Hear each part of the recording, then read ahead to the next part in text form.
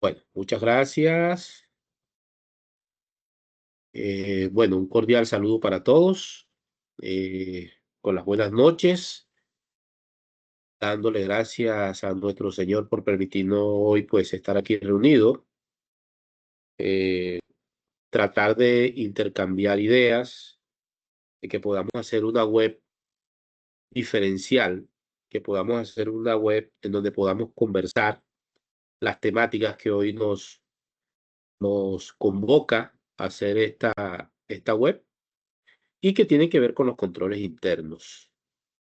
Quisiera, por favor, que todos prendieran la cámara y que vamos a dar un espacio para que nos saludemos 5 estudiantes nomás, en un lapso de tiempo de unos un minutico nomás para cada uno. Por favor, prendemos la cámara para que humanicemos más la web. Todos, por favor. Gracias, Delia, por favor. Gracias, Paula. Muy bien. Todos, por favor, prendemos la cámara. Así podemos humanizarnos un poco más, podemos tener ese encuentro sincrónico mucho más cerca. A ver, Diego, Mayra, Jennifer, Kelly, Julio, por favor, prende la cámara.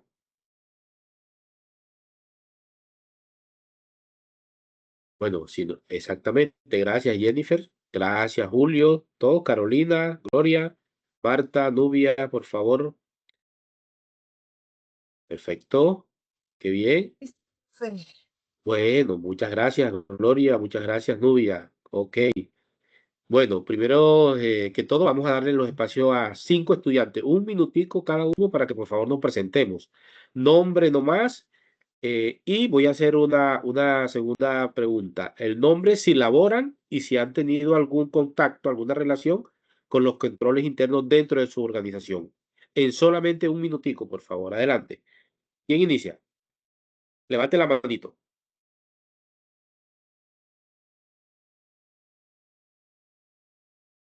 A ver, Paula, adelante. Cuéntanos. Muy buenas noches para todos, compañeros y tutor. Espero que se encuentren muy bien. Mi nombre es Paula Andrea Giraldo Asensio y la verdad no he tenido hasta el momento ninguna ¿Alguna experiencia relación? laboral. Sí, señor. Perfecto. Muy bien, gracias, Paula. A ver, Nubia. Adelante, Nubia. Buenas noches, tutor. Buenas noches, compañeros. ¿Quién es? Mi nombre es Nubia Gutiérrez. He trabajado en el área contable. He tenido un acercamiento a muchos temas de auditoría, contable, estados financieros, control interno, pues sí falta un poquito, pero pues creo que todo está ahí inmerso. Claro. Gracias. Muchas gracias, Nubia. Muy valioso tu aporte. A ver, ¿quién más? Van dos. Nos faltarían 3 estudiantes. Puede bajar la manito, Nubia. Muy amable. A ver, Julio, Delia, si se animan. Gloria. No importa, si no han tenido, como lo dijo Paula, no hay ningún inconveniente. ¿Sí? Buenas noches a todos. Julio, Mi buenas nombre es noches. Julio Orlando Niño. Trabajo como asistente contable. Pues digamos que en cuanto al control interno, pues que me han hecho auditoría de control interno, digamos, en mis funciones como asistente. Es como lo que he tenido contacto. Perfecto. Muy bien, Julio. Has tenido de todas maneras esa relación de los auditores, como un poco nervioso a veces cuando nos van a auditar, pero muy importante que hayas sufrido y que hayas, digamos, tenido esa experiencia, ¿no? Que a pesar de que es sufrida, porque lo digo sufrida en el sentido de que siempre que nos van a hacer auditoría nos tensionamos. Yo he sido auditor, a mí me hacen auditoría y siempre me tensiono por los procesos, que todo salga bien, y algo de tensión tenemos. Eso quien diga que no es echarnos mentiras. Todos los que somos auditados de una u otra forma tenemos algún tipo de nervios.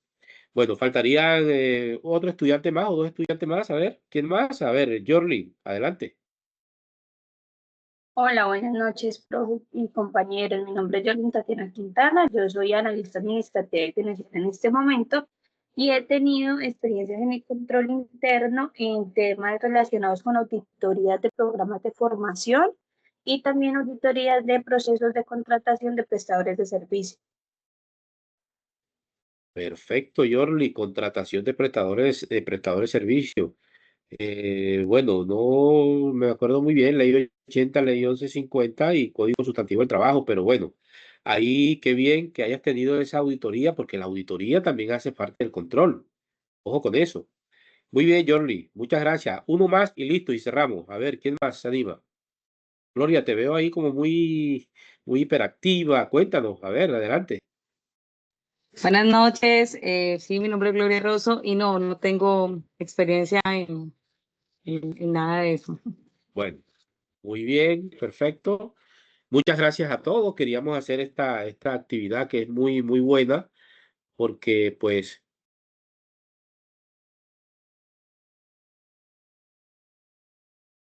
tener esa humanización, esa conexión que sea más cercana con ustedes, a pesar de que es un encuentro sincrónico y a la distancia, pues podamos tener esa comunicación y ese roce y así podemos hacer las cosas mejor y perdemos esos miedos, sí, que a veces tenemos. Bien, yo les voy a compartir aquí una plantilla para que hagamos una presentación muy rápida. Permítame un segundo, por favor. Sí, correcto, ¿sí la pueden ver? ¿Me confirman, por favor? Sí, señor. Bueno, y voy a colocar aquí en pantalla completa. ¿La hora ven bien o necesitan que yo haga que la proyecte completamente?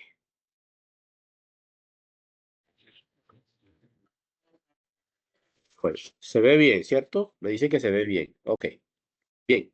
Hoy vamos a tocar un tema, lo vamos a conversar, vamos a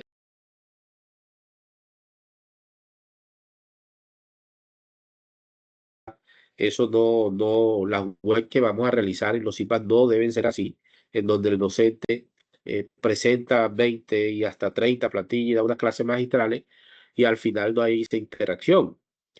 Por ahí un compañero dijo que había tenido ese acercamiento con una auditoría. Más adelante seguramente queremos escuchar esa experiencia de él, qué se siente, qué le auditaron, porque los controles internos dentro de las organizaciones son muy importantes. Ya hemos venido hablando de eso a lo largo del curso,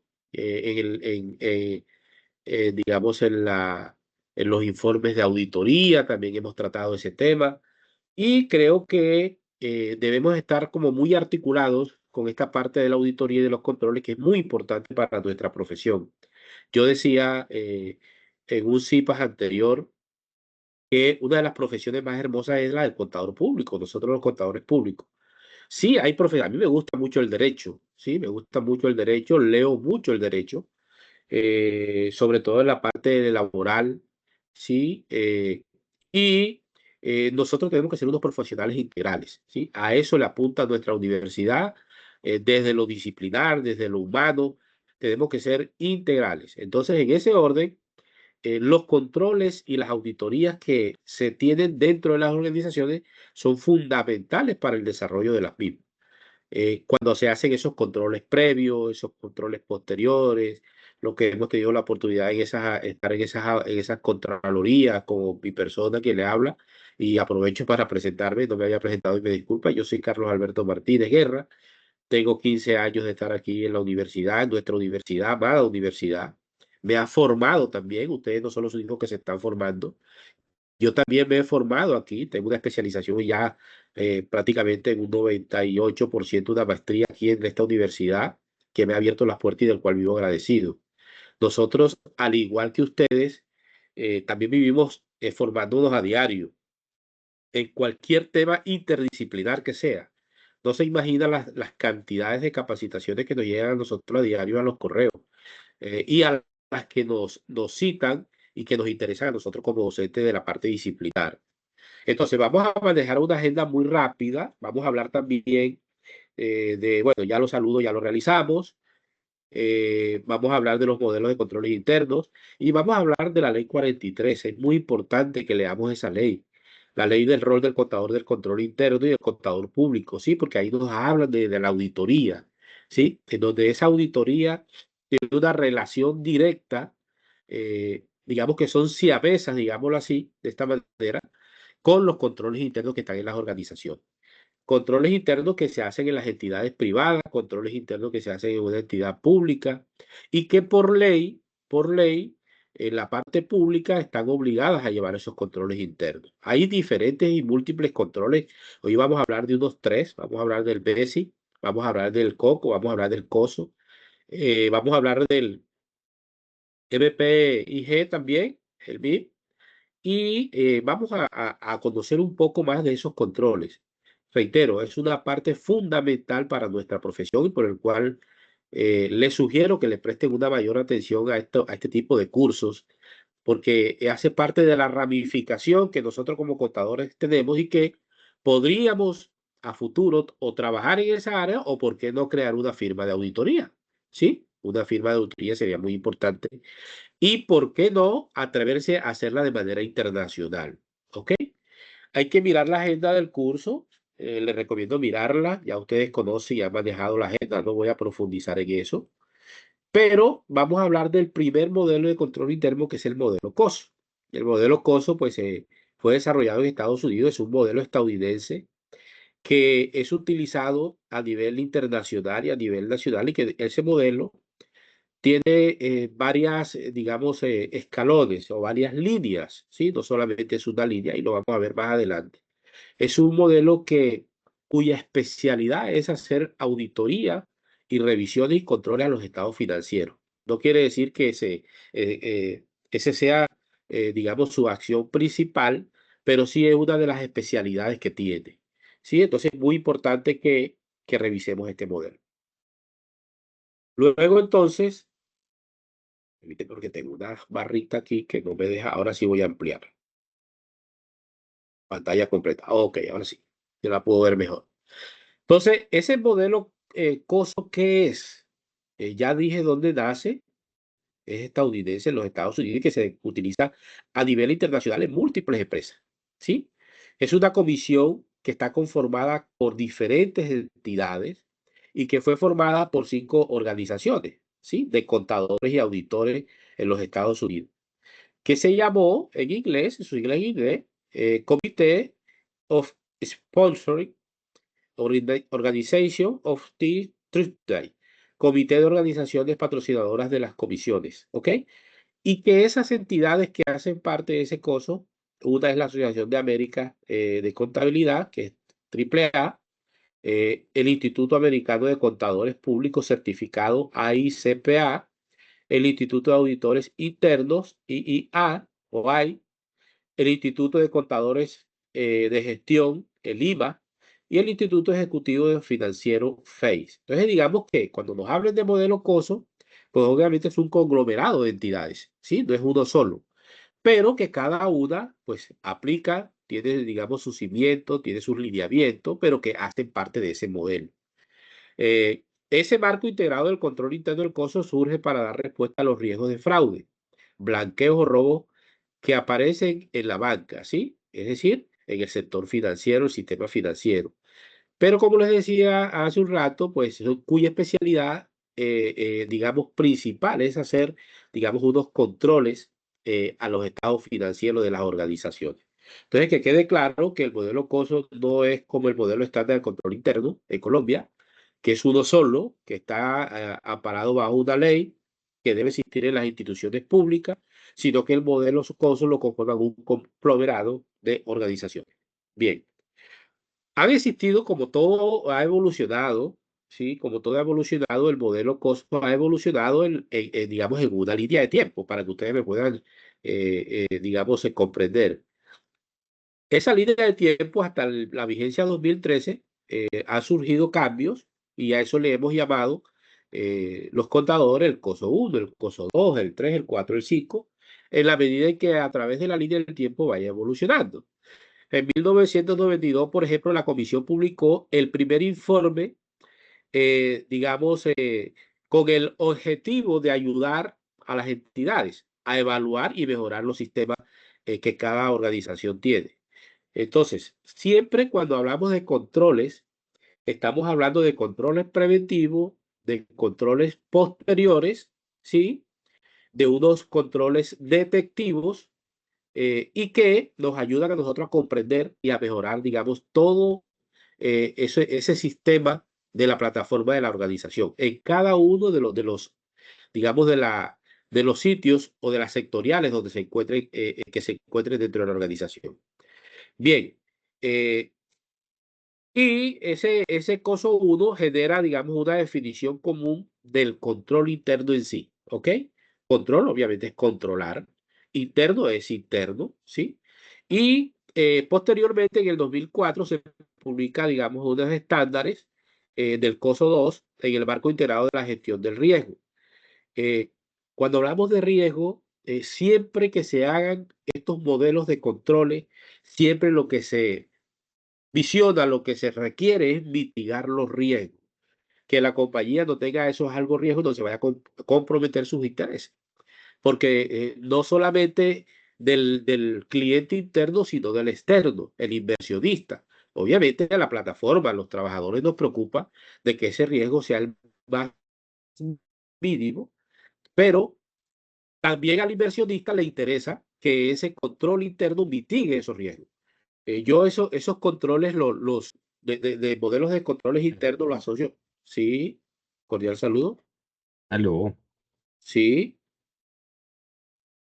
sí, ¿me escuchan? ¿Sí me están escuchando? Sí, tutor, ¿sí se Sí, escucha? señor. Ah, me asusté porque pensé que alguien estaba por ahí, aló, aló, aló, y me asustó un poco. Pero bueno, ok. Muy bien. Siempre asocio esos modelos de controles internos y en la mitigación de riesgo con los controles que hace una minería a cielo abierto o una minería subterránea. Digamos que analógicamente los asocio. ¿Por qué? Porque en las minerías se manejan mucho los controles de riesgo. Y lo que se requiere es que en una mina, como el Cerrejón, por ejemplo, como la Druga en la zona Caribe, más exactamente en La Guajira, para hablar del Cerrejón, la preocupación de los administradores y de las auditorías es cero accidentes, ¿sí? Cero accidentes. La mitigación del riesgo a su más mínima expresión. Pues bien, para hacer una analogía con ese ejemplo, los controles internos dentro de la organización también hacen eso, mitigar los riesgos, que todos los procesos aquí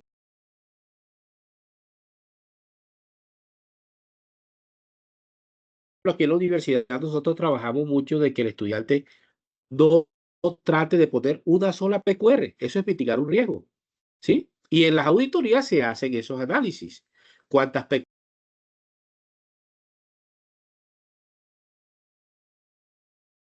¿Cuál fue el indicador que arrojaron esas PQR? Entonces ya la auditoría genera, digamos, un concepto de auditoría en donde nos hacen saber a los que estamos involucrados en la auditoría, desde nuestro rector hasta, digamos, la persona de más bajo nivel dentro de la organización.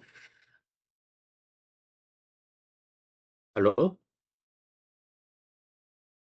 ¿Quién tiene el micrófono abierto ahí, por favor?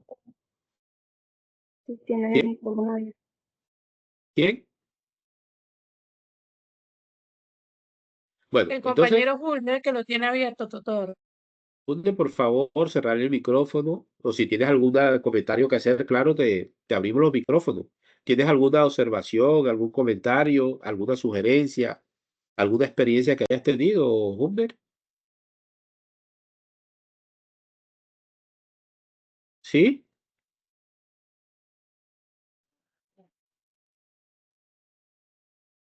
Bueno, ok, entonces seguimos. No es que no puedo mirar quién está de pronto con el micrófono abierto porque tengo digamos, la presentación en pantalla completa. Bien, entonces, ese tipo de auditorías y ese tipo de controles que hacen las organizaciones son muy importantes porque ayudan a mitigar y ayudan a prevenir también. Claro está. Luego, el COSO 3, para hablarle, digamos, de esa evolución del COSO, por allá en el año 2013, pues, digamos, es conocido como el COSO 2013 en el presente modelo.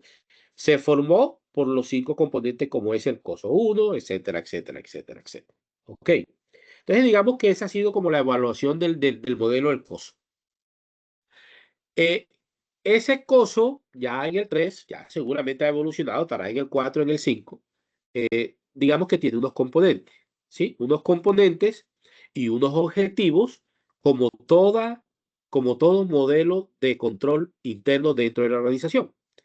Hay un ambiente de control en primera instancia, una evaluación del riesgo, se hace una evaluación de ese riesgo, se hacen unas actividades de control, una información y comunicación de esa auditoría que se va a realizar de ese modelo, y hay unas actividades de supervisión y monitoreo.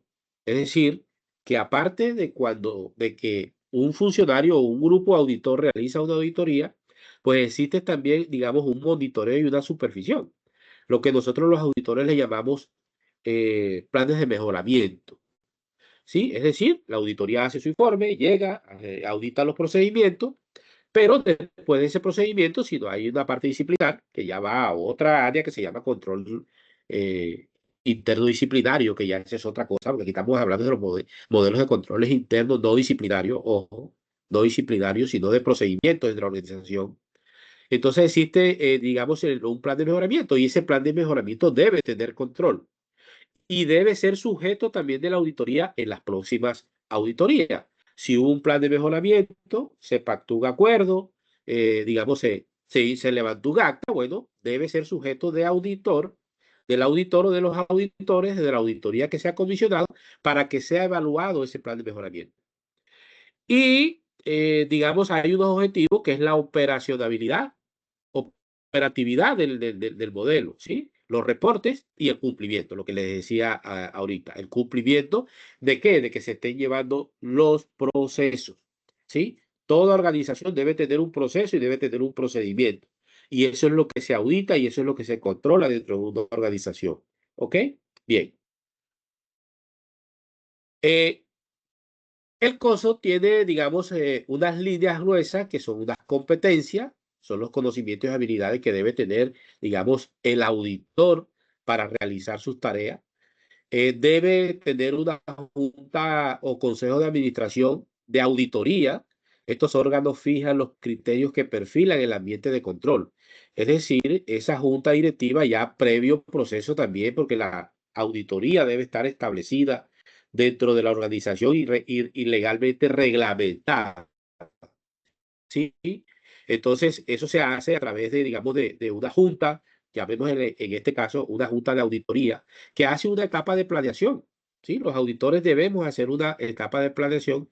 Por ahí ahorita en la ley 43 vamos a ver muy importante los papeles de trabajo.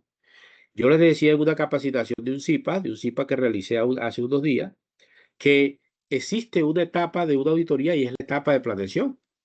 Porque nosotros debemos hacer una auditoría con base en una información, si es una auditoría, digamos, posterior o preventiva, ¿sí? Debemos hacer, digamos, un análisis de toda esa documentación que necesitamos para hacer una auditoría.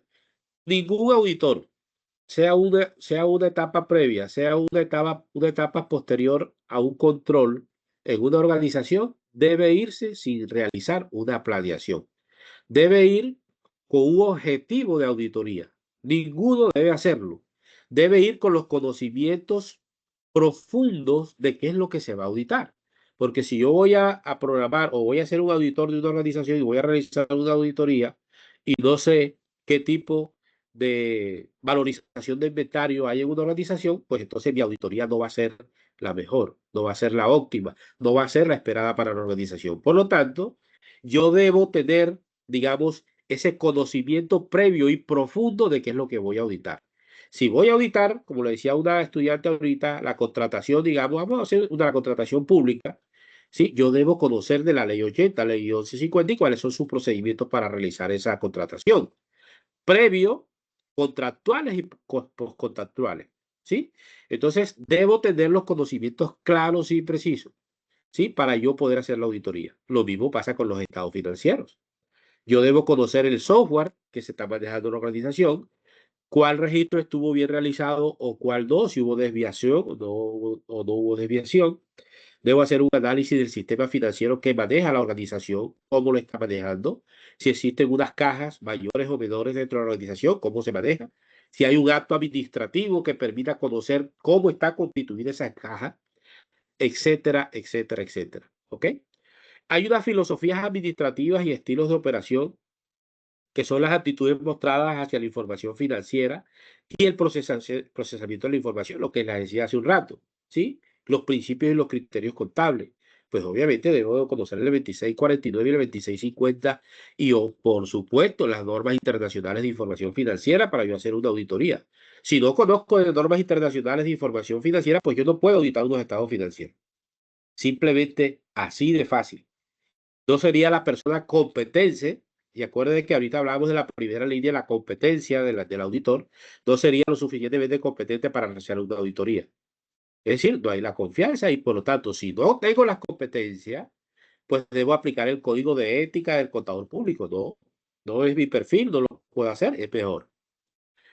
Y hay otros elementos que influyen, como la estructura organizativa, delegación de la autoridad y las responsabilidades y políticas de la práctica del recurso humano. Yo debo conocer dentro de la organización como auditor cómo está estructurada la organización. Fíjense que todo eso debe conocerlo el auditor. ¿Cuál tiene la organización? Desde analizarle el objeto social hasta sus actividades en su quehacer de la producción de la organización. ¿Ok? Y obviamente, por supuesto, con un alcance y enfoque de lo que me está diciendo a mí la auditoría y lo que yo debo hacer. Pues si mi enfoque como cuando hago parte de un grupo auditor, mi enfoque es como contador público, pues seguramente el enfoque va a ser en la área disciplinar donde yo me desenvuelva, o donde yo soy mejor, o donde tengo las competencias más fuertes. Si yo soy especialista en tributaria, pues voy a auditar cómo se están pagando los IVA, las retenciones en la fuente, si se están aplicando, si se está declarando si se está realizando la declaración de renta dentro de los términos, y etcétera, etcétera, etcétera. Bien. Hay unos componentes de los controles también, que uno es la actitud de la alta gerencia, algo así relacionamos en la plantilla anterior, los valores y comportamientos como los liderazgos basados en los principios y valores. Se exhorta a la integridad y al comportamiento ético, ¿sí? Eso debe permanecer dentro del contador público, y más allá del contador público que va a hacer una auditoría o del auditor, pues obviamente, digamos, manejar la integridad y el comportamiento ético e incluso dentro de la organización. Los recursos humanos y climas organizacionales que existen, el crecimiento y desarrollo de los recursos humanos, el personal capacitado y motivado y con ambientes de control. Debe haber una cultura y conciencia del control, ¿sí? Como dije hace un rato, los controles internos pues deben estar reglamentados. Debe haber una cultura, por ejemplo, para citar un ejemplo, dentro de nuestra universidad, que hacen controles internos también, ya nosotros sabemos a través de una proyección y una planeación con anterioridad qué área de la organización van a auditar y las fechas, ¿sí? Ya nosotros conocemos previamente de que viene una auditoría que va a revisar, digamos, los convenios, que va a revisar el ciclo de vida del estudiante, que va a revisar la parte financiera, que va a revisar la parte de los monitores, que, en fin, ya nosotros sabemos, por lo tanto debe haber una conciencia del control, ¿sí? Cuando tenemos conciencia del control interno dentro de la organización, pues tenemos, digamos, un poco de tranquilidad porque ya sé que me vienen a auditar. Y por lo tanto, mi accionar es tratar de hacer lo mejor posible mi proceso, ¿sí? ¿Y cómo lo hago? Mirando el procedimiento. Todo tiene un procedimiento dentro de una gran organización. Y, por supuesto, la estructura organizacional que responde a la naturaleza, objetivos y necesidades del negocio. ¿Sí? Debo analizar ese tema, lo decía hace un rato, y las delegaciones y autoridades y asignación de las responsabilidades apropiadas. Bien. Hay unas actividades preventivas, detectivas y correctivas que ya incluso ya lo hemos tratado, ya ustedes los conocen, no voy a profundizar mucho en esto, porque ya hicimos un ejercicio dentro del curso de todas esas actividades preventivas, detectivas y correctivas. Preventivas, como su nombre lo dice, pues son actividades de controles internos, cualquiera que sea, que previenen y que mitigan los riesgos. Es decir, si estoy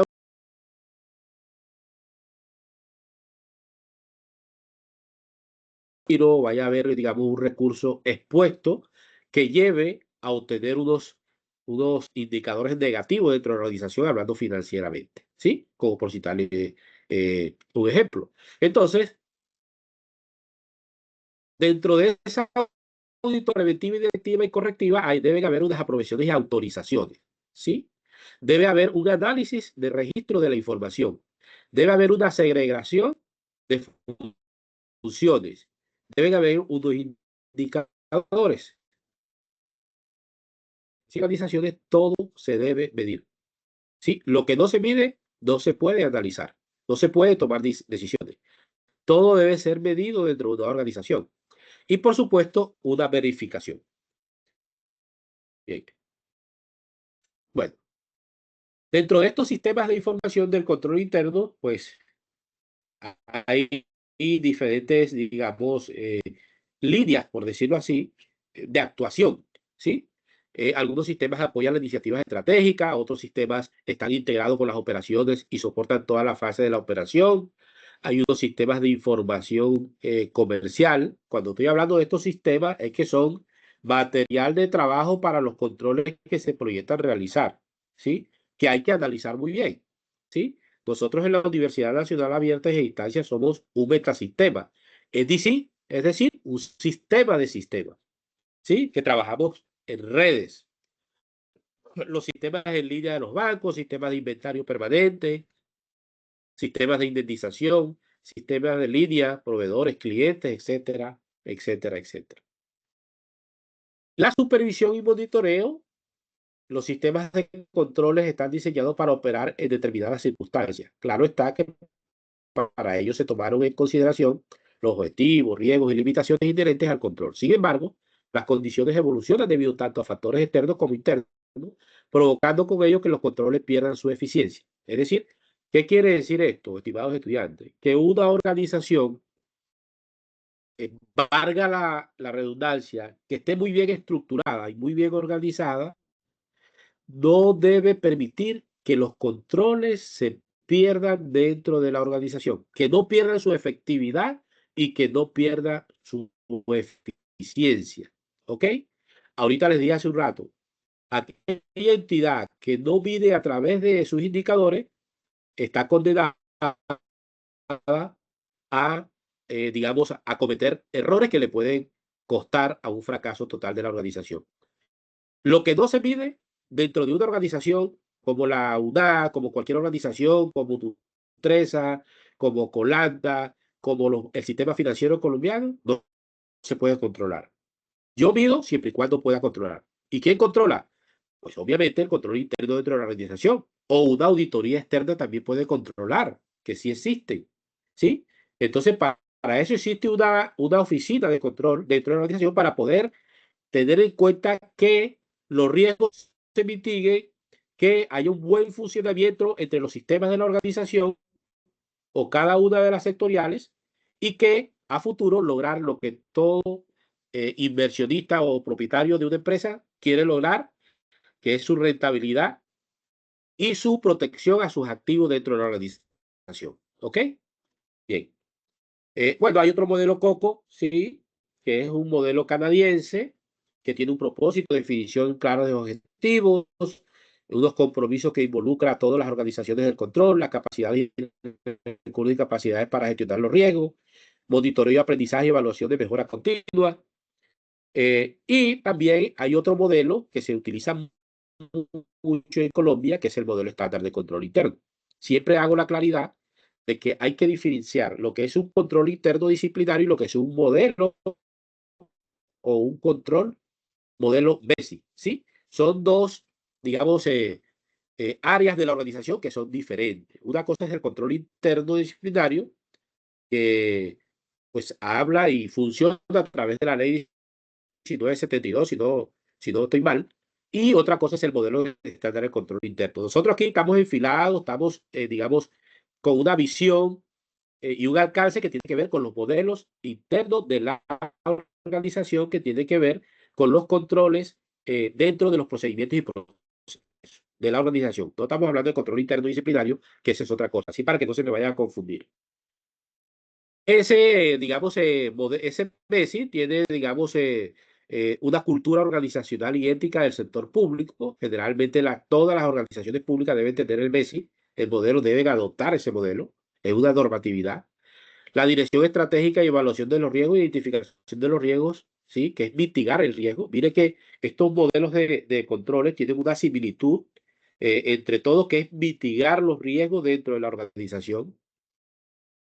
Y dentro de los procedimientos, además de la comunicación clara y efectiva. Es decir, cuando yo hablo de comunicación clara y efectiva, perdón, estos modelos deben ser muy, digamos, al lugar, ¿sí? Cuando uno va a hacer una auditoría dentro de la organización, ya sabe a lo que va directamente. Es decir, ya debe estar analizado el procedimiento. Por eso dice que deben ser muy claras y efectivas.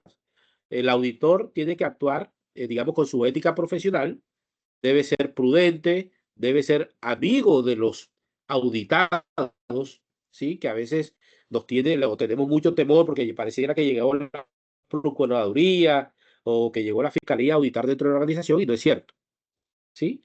Después que yo haga las cosas bien, claro que sí me pueden hacer un plan de mejoramiento porque somos humanos, podemos equivocarnos, pero siempre bajo el direccionamiento de que se deben mitigar esos riesgos, ¿ok? Entonces, digamos que este modelo estándar de control interno MESI es uno de los que más se utiliza en Colombia a través de las instituciones públicas.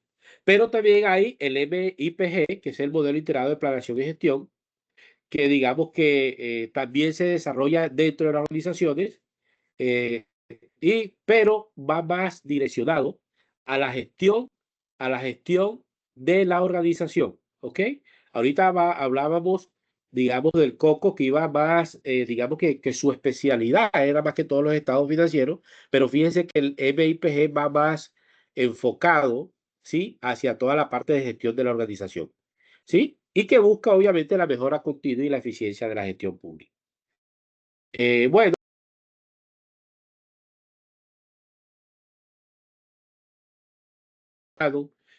De la transparencia, el principio de transparencia, que es la lucha de corrupción y que está ahí en la ley, que eso es un principio, sí, de las normatividades de contratación y de actuación en lo público, el principio de transparencia, el direccionamiento y la planeación, ¿sí? La evaluación de los resultados. Ahorita hablamos de la medición de los indicadores, ¿sí? Entonces aquí este modelo también permite una medición y ajuste. La gestión de la información y comunicación asegura que la información fluya adecuadamente. Entonces, ahí conocemos un poco de todos estos modelos que son muy importantes, y yo espero que aquellos pues que estén trabajando y que hayan tenido de alguna u otra manera eh, alguna relación con esos modelos de control interno puedan de pronto acercarse hacia allá y conocer un poco más, que sería muy beneficioso para ustedes para poderlo comprender mejor. Voy a hacer un paréntesis. Quisiera, si me escucharon la capacitación, me escucharon la charla, y quisiera entonces ahora sí escucharlos a ustedes, darle, digamos, un espacio de unos 5 o 10 minuticos, a ver cómo les pareció, qué inquietudes tienen, qué comentarios tienen ustedes sobre estos modelos de controles. ¿Sí? Carolina, adelante. Pregunta, ¿usted sabe un caso real en una entidad de pronto de Colombia que utilicen el modelo COSO? ¿O no conoce un caso así? Pues no debo ser claro, no lo conozco, pero sí se utiliza porque este es un modelo internacional, ¿sí? Modelo internacional que pueden existir, sí, internacional, con unas organizaciones ya definidas como las mismas. Bueno, hablamos del COCO, el COSO, ni el COCO ni el COSO, honestamente no conozco una entidad que lo maneje así en Colombia.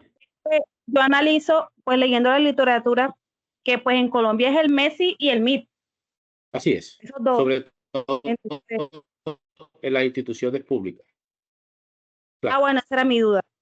totalmente de acuerdo. Listo. Pero sí, queda la tareita de averiguar, digamos, sobre todo en las organizaciones más grandes de Colombia, a ver quién está utilizando ese modelo, esos dos modelos, el COCO y el COSO. Pero muy buen aporte y me deja la tarea, ¿vale? A ver, hay Bueno, otro estudiante que quiera participar.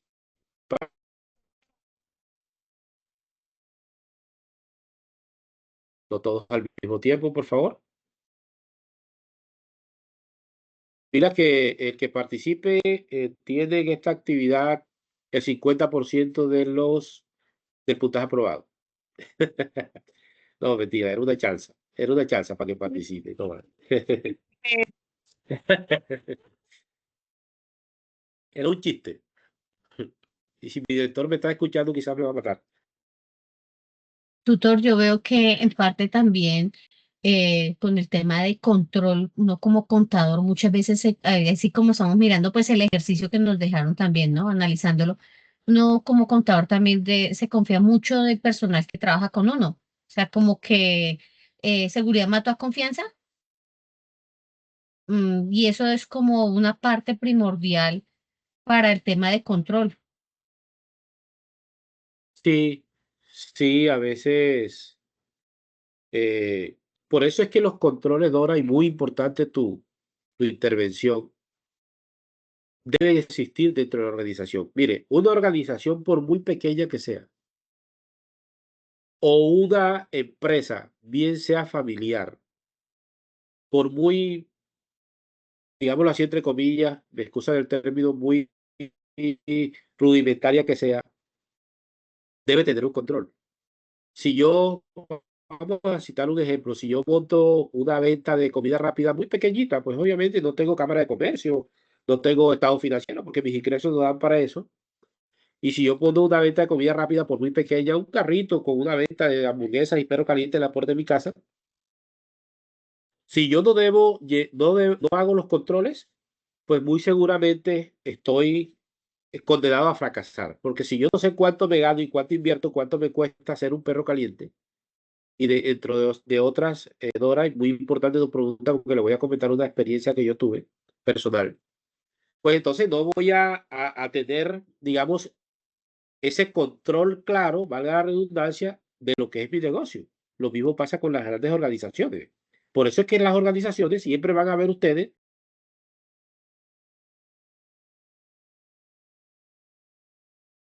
siempre van a existir esa auditoría. Y yo les voy a citar un ejemplo y espero les sirva de experiencia. Yo tuve un negocio de comida rápida hace por ahí unos 20 años. ¿Sí? Hace unos 20 años. Como yo soy contador público, también hace muchos años, tengo por ahí algo de 30 años de experiencia como contador público, desde mi etapa, digamos, primípera, como decimos por acá en la costa, primípera. Yo me puse a analizar los costos de las comidas rápidas. Y resulta y pasa que cuando yo saco mi estado de costo de un perro caliente, una hamburguesa y una salchipapa, me doy cuenta de algo que pocos vendedores de comida rápida saben.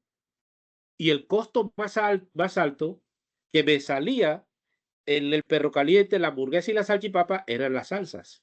Y es lo que menos un empresario, y es lo que menos un empresario de comida rápida, ya desde de cero hasta el más grande, ¿sí?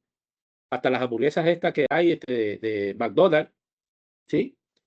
Sabía o sabe que lo que más costoso le sale no es la salchicha.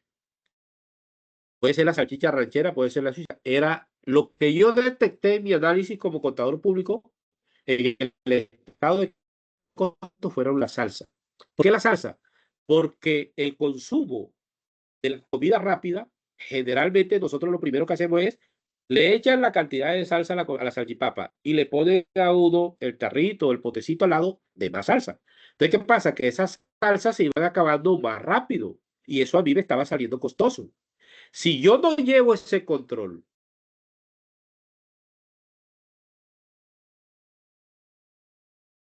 cliente me lo pidiera, porque ya yo le había echado la salsa, sino que nosotros cuando vamos a un restaurante mediano o pequeño, ¿sí? Siempre le echan la salsa y después nos ponen el tarrito de salsa o pedimos el tarrito de salsa adicional y le echamos más salsa. Yo me di cuenta desde el punto de vista contable y financiero que me salía más costoso la salsa. Entonces yo paré. ¿Qué hice yo? Dije, no, se le va a echar la salsa al cliente. Claro que sí se le va a echar. Y vamos a vender las comidas tal cual como la hemos venido vendiendo, porque ya el cliente está acostumbrado a eso. Pero no le vamos a poner la salsa. Le servimos con la salsa que ya tiene, pero si el cliente nos pide la salsa, claro que sí, con mucho gusto. Y tomé otra corrección, que siempre nos pasa en los negocios de comida rápida. Usted va a los negocios de comida rápida y le sirve la salsa acabadita de sacar de la nevera. No, las salsas no se sirven frías. Entonces, cuando yo llegaba al negocio, lo primero que decía, ya me sacó la salsa de la nevera, sáquela, por favor. Entonces, pude concluir que es costoso y pude mitigar un poco ese costo tomando los controles necesarios. Esta experiencia que les estoy comentando, espero les sirva no solamente para los negocios de comida rápida, sino para otro tipo de negocio, cualquiera que sea. Entonces, yo sí quiero que gracias al comentario de Dora, porque me acordé de esa reflexión que tú acabas de hacer, y ahí apliqué el principio del control, ¿sí? Es decir, pude mitigar un poco el riesgo de estar perdiendo dinero porque veía que la salsa se me acababa muy rápido. Y yo dije, pero fíjese usted lo que yo encontré. No es la salchicha, por muy sedú que sea, que es costosa, por cierto. No era la salchicha, no era el pan, no eran las papitas ripio, eh, no era la papa picadita, ¿sí? Sino que eran la salsa. Y cualquiera que tiene un negocio de comida rápida no analiza los costos o los controles respectivos para saber cuánto fue el costo de producción de cada uno de los productos. Entonces, quiero dejarle esa experiencia para que la tengamos en cuenta y la importancia del control. ¿Listo? ¿Quién más quiere intervenir?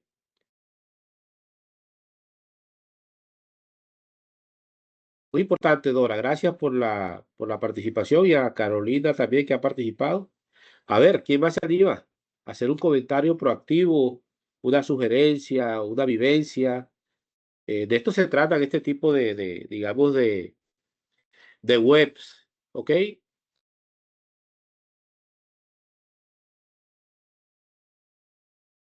Abrimos los espacios, ¿nadie? Bueno, vamos a hacer una pausa. Por favor, todos a prender cámara y ya vamos a terminar. Unos 10 minuticos más y terminamos. Sabemos que estamos cansaditos. Yo también estoy cansadito, pero hay que cumplir con el trabajo. Prendamos cámara todos, por favor, las 21 personas que estamos, para que nos acerquemos un poco más. Gracias, Nubia. Gracias a todos. Jorge, qué bien. Dora, gracias. Delia, por favor, todos, a prender la cámara. A ver, a, a Jubati.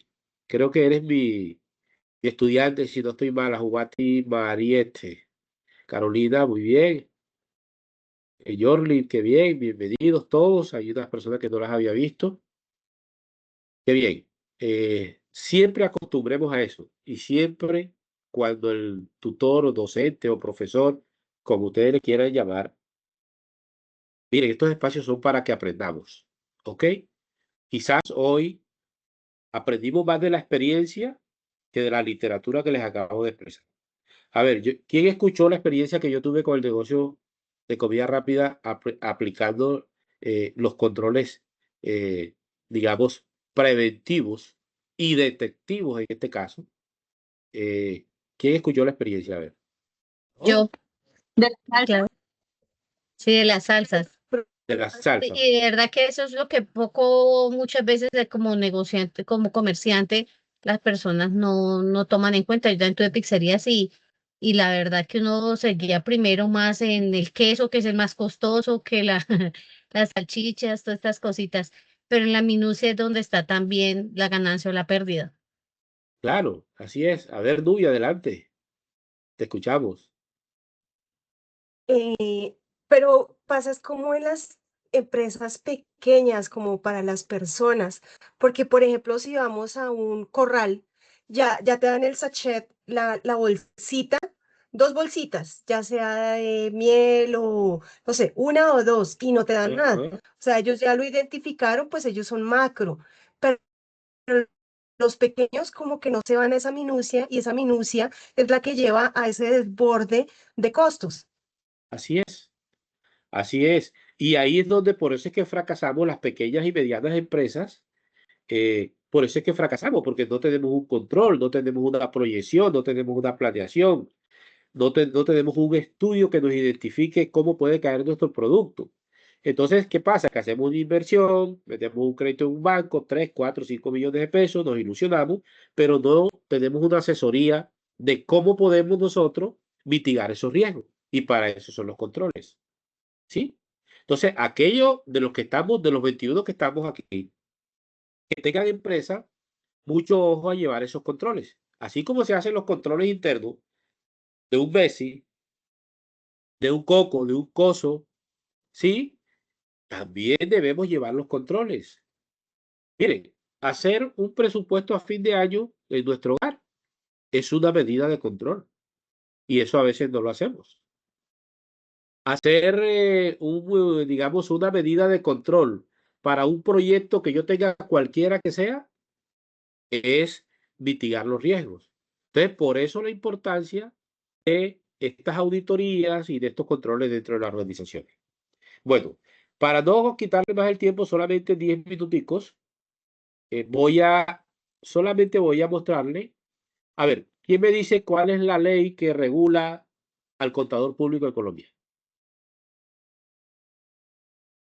¿La han leído? ¿La han ojeado? Es la ley nuestra del contador público, nuestra ética, nuestro paso a paso es lo que debemos tener en cuenta. Nuestra carta de navegación, nuestra constitución política, digámoslo de esa manera. La carta de navegación. Con la que usted inició, ¿Sí? ¿Cuál la ley es? 43. La ley 43. Perfecto. La han mirado, la han ojeado. Es bueno que ya la vayan mirando.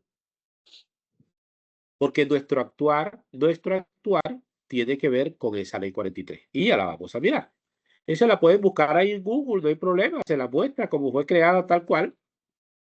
Y esta ley 43 de 1990, me voy a detener en el artículo 7, lo voy a pasar muy rápido, porque no la vamos a leer toda, ¿sí? Pero vamos a leer pasajes muy importantes y me voy a detener en el artículo 7. Bien, esta ley que regula la profesión del contador público, nunca se les vaya a olvidar, por favor, porque esta es la ley, es la carta de navegación de nosotros los contadores públicos. Pues obviamente define qué es el contador público, las actividades relacionadas con la ciencia contable en general. Pues obviamente no nos vas a hablar de la epistemología, de la contabilidad, porque no se trata aquí de esta ley, ¿sí? Pero es la carta de navegación nuestra. Nos va a hablar, digamos, de la inscripción del contador público. Mire, la Junta Central de Contadores, por ejemplo. Nosotros como profesión en la disciplina debemos gestionar una tarjeta profesional. Miren, a mí hoy me acaba de pedir la universidad para poderme contratar el año entrante un certificado de la Junta Central de Contadores. Yo tengo mi tarjeta profesional, pero es la que regula la actuación del contador público a nivel nacional. Y es la que dice si estoy inhabilitado o no estoy inhabilitado. A mí me tocó hoy pagar 43.000 pesos a la Junta Central de Contadores para que me diera la certificación. Y se las voy a mostrar. Aquí me van a permitir un segundo, porque es muy importante que ustedes tengan esto. Tutor, ¿y cada cuánto piden esa certificación o cada cuánto hay que pedirla? Bueno, esta certificación se pide cada vez que la organización donde yo esté trabajando o para una contratación lo exija. ¿Sí? No es que cada cuánto, es cada vez dependiendo de la necesidad que uno como contador tenga. Entonces, como a mí la universidad me exige que debo tener esta certificación de la Junta Central de Contadores para ver si estoy inhabilitado o no, ¿sí? O tengo antecedentes disciplinarios. Entonces, ella me la pide con una generación no mayor a 3 meses. Obviamente la saqué hoy porque ya yo había, cada vez que a mí me contratan cada año, yo debo sacarla. esta me sirve solamente para esta contratación que me van a dar el próximo año. De resto no me sirve. Y si otra organización me la va a pedir por allá en junio del año entrante, muy seguramente no me va a servir. Porque generalmente, hablando generalmente, estas certificaciones que se piden con se hacen con una expedición no mayor a 3 meses. No mayor a 3 meses. Pero no hay una, digamos, que cada cuánto me las pide la Junta de Contadores, cada vez que yo las necesite. ¿Sí? Vale 43.000 pesos. Entonces, este certificado de Junta Central de Contadores está ahí. Y quería que lo vieran, porque aquí dentro de la norma que estamos mirando, en el artículo te dice de la inscripción del contador público. ¿Ok? Listo.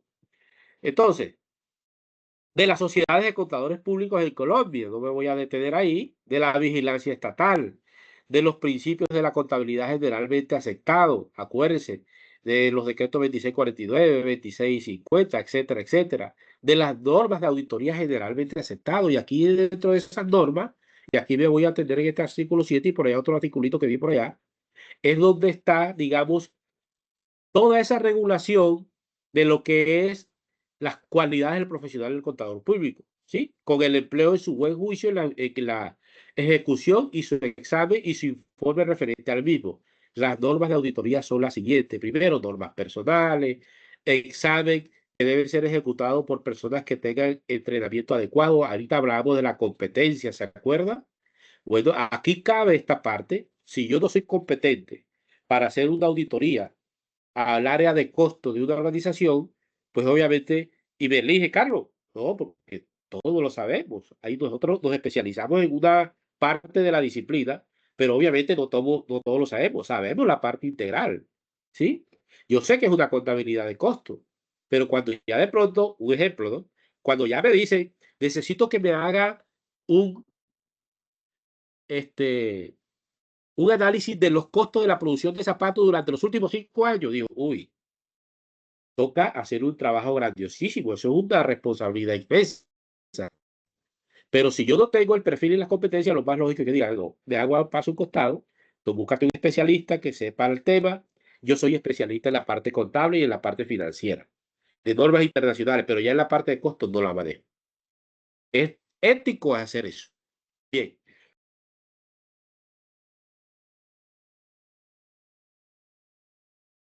Vamos a hacer una auditoría, no debemos ser interdependientes. El auditor debe ser íntegro y neutral. Su dictamen de auditoría debe ser objetivo, no sesgado. Por eso es que debemos tener independencia en la auditoría. Yo soy autónomo en la auditoría. A mí, ningún jefe, ningún superior o ningún compañero me va a decir, oye, necesito que me hagan un favor. Si yo voy a hacer una auditoría a una alcaldía y encuentro unos hallazgos, yo debo ser independiente. El grupo auditar a mí no me debe decir, Carlos, pero ese concepto no lo debes emitir porque es mi concepto personal como auditor y estoy basado en esta norma. Por eso es que decimos que los contadores públicos, los auditores, debemos actuar de manera con actuación de independencia mental, ¿ok? Bien, en la ejecución de su examen y en la preparación de sus informes debe proceder con diligencia profesional. Eso está de sobra decirlo. Normas relativas a la ejecución del trabajo. El trabajo debe ser técnicamente planeado y debe ejercer una supervisión apropiada sobre los asistentes. Lo acabo de decir. Auditor que no haga una planeación de lo que va a auditar no sirve. Estimados colegas a futuro, no sirve. Si un contador le programa una auditoría para hacerla el 5 de diciembre, 2 meses antes, y no hace una planeación y no estudia qué es lo que va a auditar, no sirve. ¿Sí? Comenzando por los procedimientos y procesos de la organización. Eso lo hablábamos hace un rato.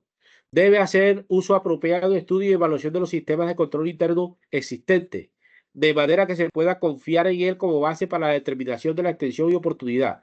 Cuando se habla en este ítem, es que también debemos analizar cómo está estructurado el modelo estándar de control interno dentro de la organización. ¿Sí? Ellos deben de tener, cada organización, cuál es el criterio de actuación de ese modelo estándar de control interno. Entonces, esa auditoría debe ser apropiada, ¿sí?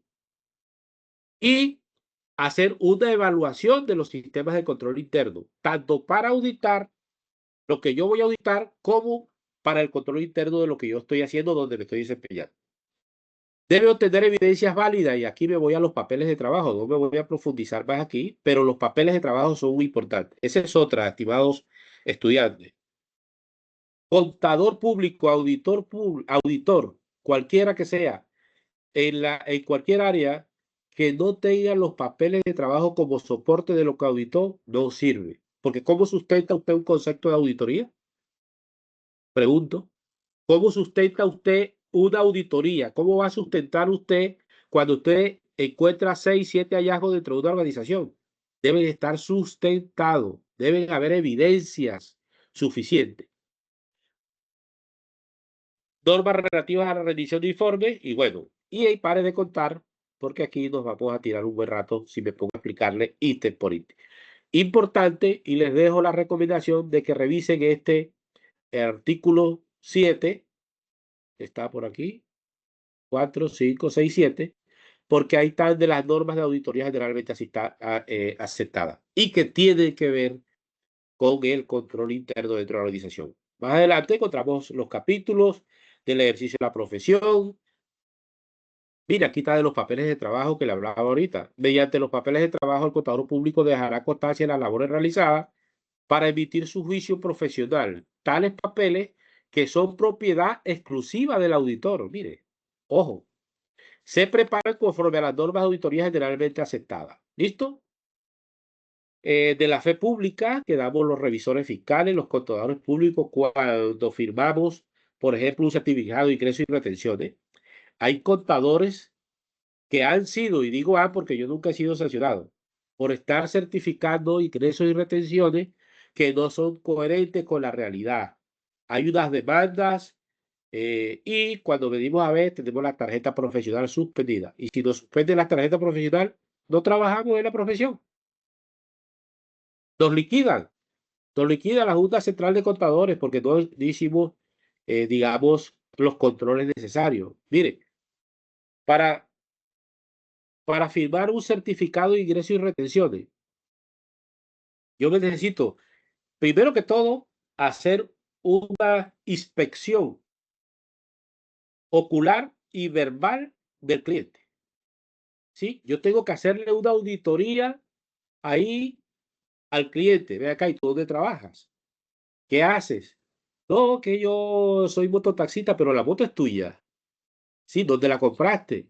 ¿Cuánto tiempo tienes de estar trabajando en eso? Comienza uno a hacer esa inspección a través de un conversatorio porque yo necesito saber si le voy a firmar a una persona que nunca ha laborado o no ha laborado. Y me toca preguntarle si tiene bienes y qué hacen. Ah, sí, es que mire que yo tengo por ahí una casita en la Invasión. Sí. ¿Y qué? ¿Y esa casita cómo la tienes? ¿Tú vives allá o la tienes arrendada? Porque la Invasión se arrienda, los lotes también. No es que yo la tengo arrendada. Ah, pero percibes ingresos. ¿Y qué haces con el dinero? La consigna. Entonces yo tengo que hacer una auditoría, ¿sí? Y hago una investigación. Y hay abogados que me he dado cuenta, hay contadores que no investigan. Firman un certificado, anexan la tarjeta profesional y después.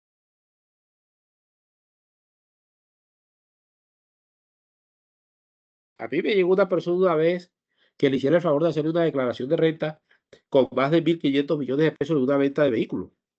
Pero yo le dije, bueno, listo, no hay ningún problema, yo te la hago. Yo te cobro 2 millones de pesos por esa declaración de renta.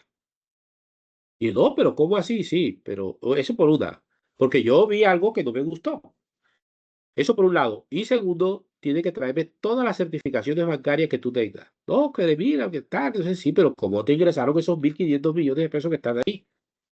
Sí, está bien que la venta de vehículos 40, 20, 30, pero ya cuando uno ve unos ingresos de 1.500, 2.000 millones de pesos, uno dice, uy, entonces hay que tener mucho la palicia con ese tema. Y así sucesivamente, la invitación es a que revisen esta ley 43 de 1990. Ok, estimados estudiantes, son las 8:07. Quisiera pues que dieran un concepto, alguna inquietud final que tengan. A ver, Nubia. Con respecto a todo el tema de los contadores y la Junta Central, la Junta Central como tal ya ha empezado a inspeccionar o auditar más bien, a los contadores y a las firmas, a los outsourcing contables y financieros, o a los que realizan actividades de revisoría fiscal. Ellos han empezado a hacer estas auditorías y ellos lo primero que piden son esos papeles de trabajo y una serie como de formatos y de control que tiene que llevar el profesional contable para llevar, valga la redundancia, esa contabilidad. Hay muchas personas que los abordó la Junta y estaban angustiadísimos porque tenían que empezar a hacer una construcción de algo que no estaban llevando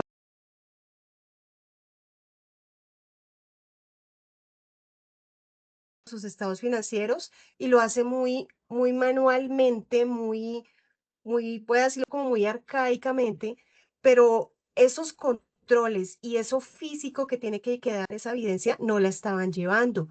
Y ellos estaban corriendo a los que les estaba llegando esa citación estaban corriendo por todo esto y decían, pero ¿qué formato hago? ¿Cómo lo hago? ¿Qué formato lleno? ¿Cómo lo lleno? Estaban increíblemente angustiados pues porque la Junta Central empezó a hacer ese chequeo, ese control de cómo estamos saliendo como contadores y cuáles son estas herramientas que estamos utilizando para el desarrollo de nuestra profesión y ese acompañamiento al cliente, a la persona que cree en uno, cómo lo está soportando y a dónde lo está llevando.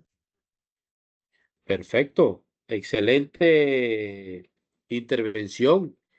Creo que muchos aprendimos con tu intervención, Nubia, y muy bien, te felicito. Alguien que pueda anexarle a lo que muy claro dijo Nubia con referente a la Junta de Acciones de Junta Central de Contadores.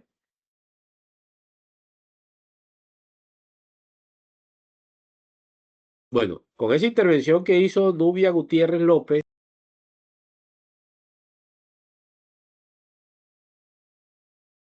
¿cómo lo sustentamos? La Junta Central de Contadores, cuando te inhabilita o te reporta, pues simplemente te quedas sin trabajo, porque es el órgano rector de nuestra profesión en Colombia. Es el que nos expide la tarjeta profesional, ¿sí? Y es el que controla nuestra tarjeta profesional. Nubia lo acaba de decir muy claro. Había unos contadores que no estaban realizando, llenando los soportes que tenían que realizar en las contrataciones, con organizaciones, etcétera, etcétera, y los llamaron a Puyegui. Entonces, si yo tengo la tarjeta reportada, cuando me la pidan, pues obviamente me quedo sin trabajo. Voy a lugar tu intervención, Nubia. Muchas gracias.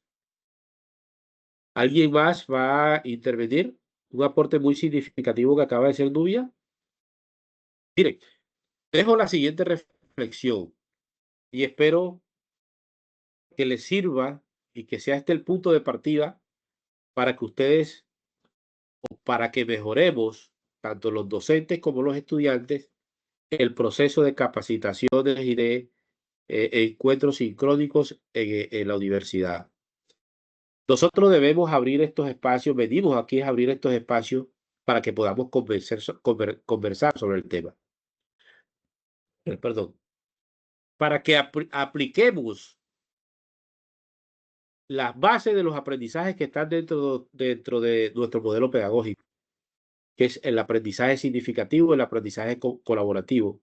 Y ahora con nuestro modelo eutagógico, la autodeterminación, el autocontrol de nuestro quehacer diario en nuestra universidad. Entonces, intervenciones como la de Nubia, a eso es que debemos venir a estos encuentros, porque todos aprendemos. Si no lo hacemos, pues nos vamos a quedar cortos. Porque, como digo yo, no siempre el docente es el que lo sabe todo. Nosotros aquí venimos a aprender. Mire, ahorita una estudiante me puso a decir, te la debo, yo lo que hago es que me pongo a investigar ahora cuáles son las empresas colombianas e incluso puede ser un tema de investigación en la universidad. No solamente el COCO, sino todos los modelos estándar de controles internos que se generan y que más se aplican en Colombia. ¿Cuáles se aplican más? ¿Dónde se aplican? ¿Cuáles sí, cuáles no? Ese es un tema de investigación que ya ella me dejó a mí. Seguramente Nubia, con lo que acaba de decir, en estos momentos ha dejado muchas reflexiones. Entonces, sí queremos que esos aprendizajes significativos y que se aplique en nuestro modelo pedagógico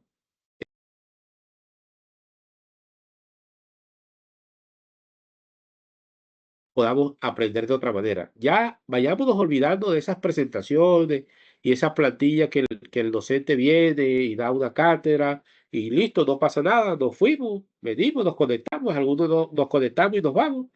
No, el que está aquí, como tú y como la mayoría o todos ustedes, es porque les interesa aprender. Es que este es un tema muy importante para nuestra profesión. Esto no es una, lo que decimos nosotros en el argot de nuestros pregados, no, ese es un relleno. No, este no es un relleno.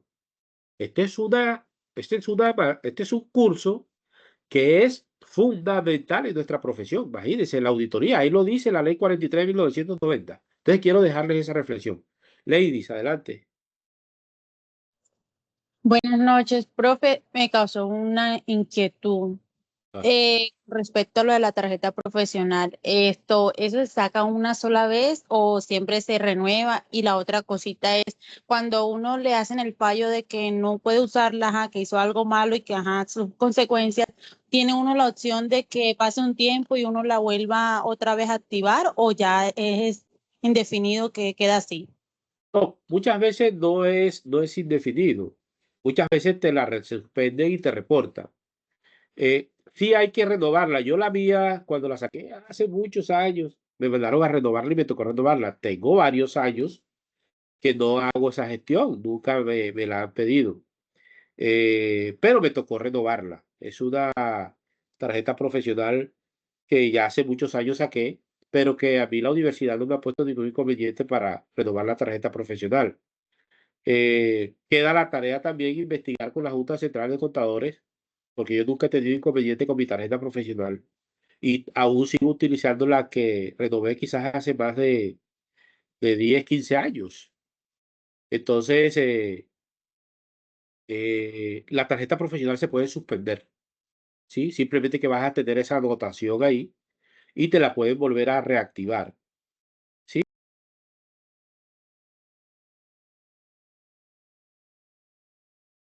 Por vida. Y no solamente contador público, abogados que le han quitado su tarjeta profesional y se han quedado y han perdido prácticamente los proyectos de su vida porque no la han sabido manejar. ¿Cómo se sabe manejar?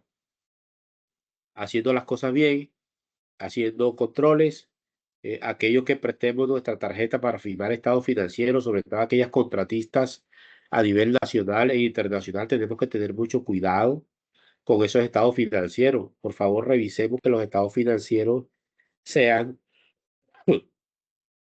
ajustados a una realidad y no a una mentira, porque ahí podemos tener problemas con eso. Nubia, nuevamente, adelante. Sí, con respecto a la pregunta de Ladies, yo tuve la oportunidad de trabajar en un outsourcing contable y la gerente, ella tenía su tarjeta suspendida por algo que no sé qué la llevó a que se la suspendieran, pero ellos como que tienen, uno tiene el derecho de decir qué fue lo que sucedió, como ese derecho de defensa y ellos tienen que revisar y si efectivamente pues eso no soporta lo que encontró la Junta Central, entonces ahí empiezan creo que a dar como unos tiempos o algo así para estar pendiente de esa revisión, de ese, como esa defensa para poderla tener en limpio. También en este outsourcing contable tuve la oportunidad, bueno, de conocer el caso de alguien que trabajó con facturas, compraban facturación para el tema de impuesto de IVA. Ah, Y fue como cuando fue todo ese boom de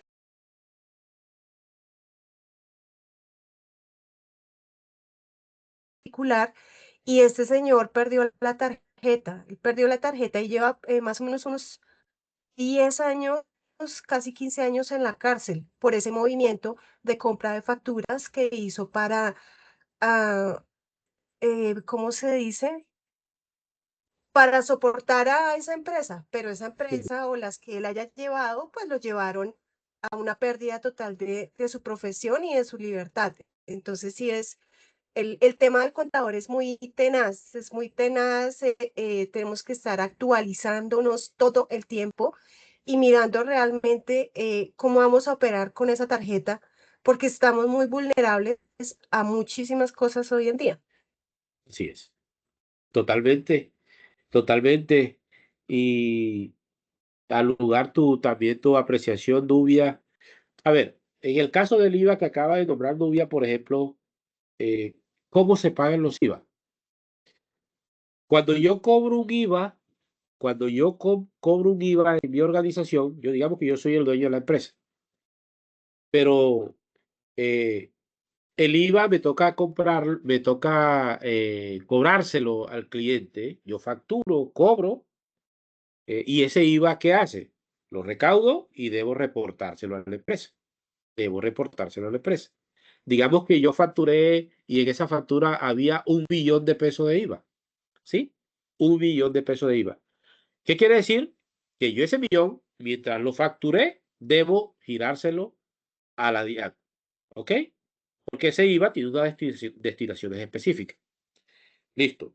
Ese millón de pesos hasta el momento en que yo facturo, debo dárselo o debo girarlo al Estado. Pero cuando yo compro y a mí me factura un IVA, pues obviamente el IVA que a mí me factura yo debo descontarlo.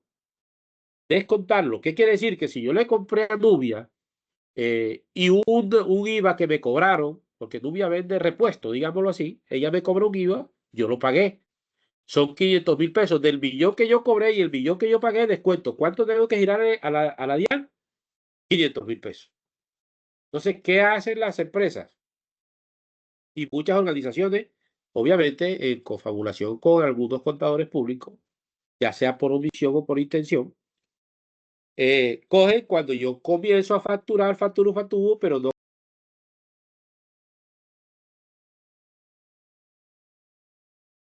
cantidad de dinero a la administración de impuestos. Entonces, cuando tengo que devolverle, si yo recaudé 1 millón y una vez las compras que yo hice fueron 100.000 pesos, tengo que girarle 900. Busco la forma para que Fernando, por ejemplo, y me perdono que te utilice como ejemplo, me busque una factura como si Fernando me hubiera facturado a mí. Y ahí es donde se presentan ese tipo de hallazgo, porque ahí hay de todo, ahí hay prevaricato, ahí hay, y se llevan, uno de los primeros que se llevan por delante es el contador público, porque el contador es el que está haciendo las declaraciones de la contabilidad tributaria, ¿sí? Que tiene que ver con las declaraciones de renta, que tiene que ver con impuestos de IVA, que tiene que ver con retenciones de la fuente, que tiene que ver con ICA, etcétera, etcétera, etcétera. Por eso, lo que Nubia comenta sobre ese tipo de acciones que debemos de tener cuidado y que nos sirva de experiencia. Gracias, Nubia, nuevamente. Bueno, si no hay más intervenciones, vamos a dar por terminada la web conferencia. Quisiera saber cómo les pareció.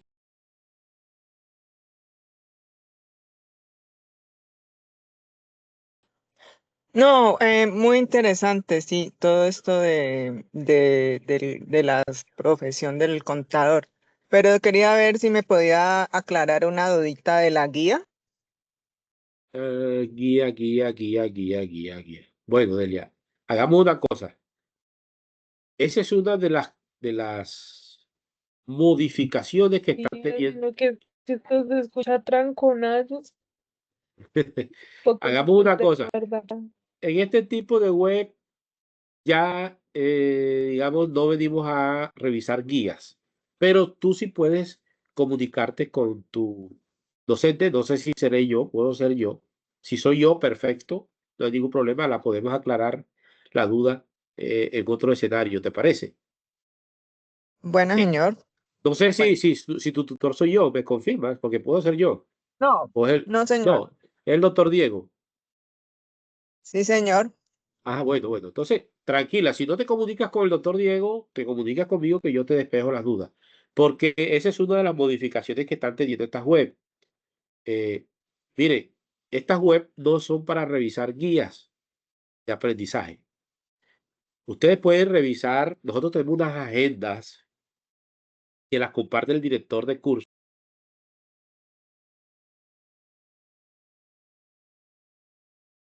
Teams grupal, que debemos tener un team creado, y ahí es donde se hacen esas consultas. Además, también lo puedes hacer por foro y lo puedes hacer por correo interno del curso.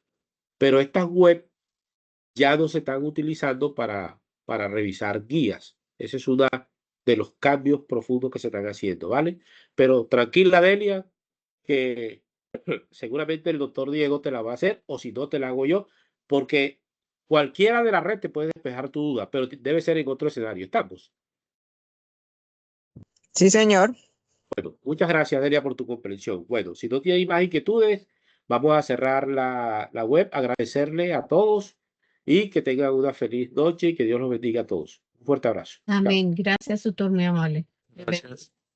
Gracias, tutor. Buenas noches. Buenas noches. Gracias, muy amable.